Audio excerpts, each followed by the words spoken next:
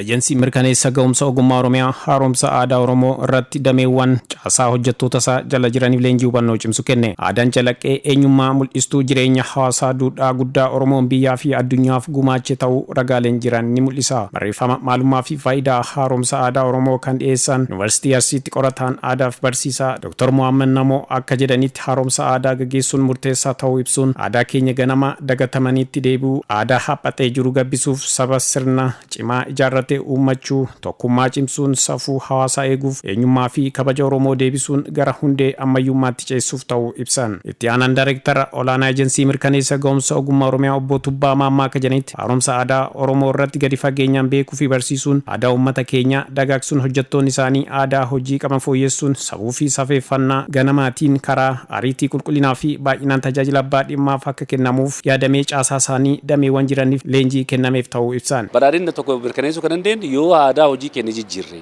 tokko aadaa haaromsa aadaa Oromoo jennu duraan aadaan keenya ka duraan maal jira aadaan dura keenya wal gargaarsaa jedha buusaa gonofaa jedha buusaa gonofaa jedhu sun maal jechuudha kan jedhu kana beekuu qaba jechuudha namni wal gargaaruu qaba wal deeggaruu qaba jechuudha yeroo mara eeggattummaa keessa ba'ee namni kamiyyuu wal deeggaree waltumsee biyyattii utubuu qabaa jechuudha. Kana malees biyyoonni adda addaa iccitii guddina isaanii aadaa hojii isaanii haaromsuun ta'uu ibsuun akka ejensii isaaniittis haaromsa aadaa hojii irratti bu'uureffate hojiirra oolchaa guddina hawwiinuu fiduu dandeenya jedhan. Biyyoonni adda addaa kan guddatan aadaa irratti hojjetaniitu waan ta'eef nus aadaa hojii keenyas fooyyessinee hojii keenya badhaadhina mirkaneessuu dandeenya waan ta'eef jijjiirama ogummaa keenya mirkaneessinee ogummaa qulqullina qabu madaallii ga'umsa qabu istaandardii eeyinee haala istaandardiin tajaajila kenninee hojii hojjennu keessatti adda durummaan bobbaanee hojjechuu qabna jechuudha. Bifa dijitaalaa ta'e bifa teekinooloojii ammayyaa ta'e ta'uu qaba jechuudha. Saafuu safeeffannaa durus aadaan keenya jira.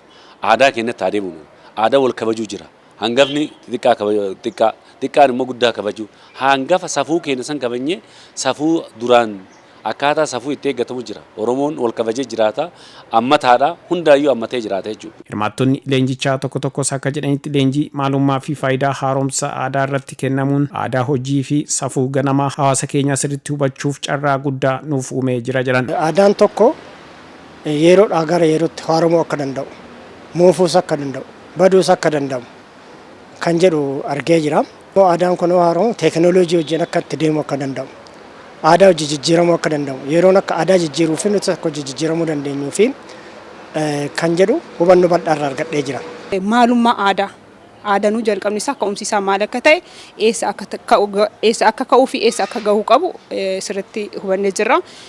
Akkasumas immoo haaromsa aadaa jechuun iyyuu maal akka ta'e barbaachisummaan isaa maali? Aadaa yoo jennu ka aadaan ni dhalataa ni jiraata jalqaba irratti haphachuu danda'a du'uus danda'a waan ta'eef eenyu kan tursiisu kan jedhu irratti hubannoo bal'aa argannee jirra. Leenjii isaan nuu kennan kanarratti baay'ee waan nama gammachiisuudha jechuudha. Haalli isaan leenjii itti nuu kennan waan namatti toluudha jechuudha. Dabalataanis akka mana hojii keenyattis haaromsa aadaa Oromoo kanaan uummanni keenya kan nu duukaa jiru haaromsa aadaa Oromoo kana hubatee fuuldura duraaf aadaan uummata keenyaa yoo hin haaromne akkasumas aadaa isaa yoo hin cimne uummanni keenyas bakka barbaadamu isaan ga'uudhaaf xiqqoo waan rakkisuuf amma danda'amaa ta'een nuti hubannoo arganne kana bakka carraa argameen carraa iddoo hojiis ta'uu danda'a iddoo garaagaraatti carraa jiru hundatti fayyadamnee haaromsa aadaa irratti cimnee hojjechuun kanuma keenya ta'a jechuudha.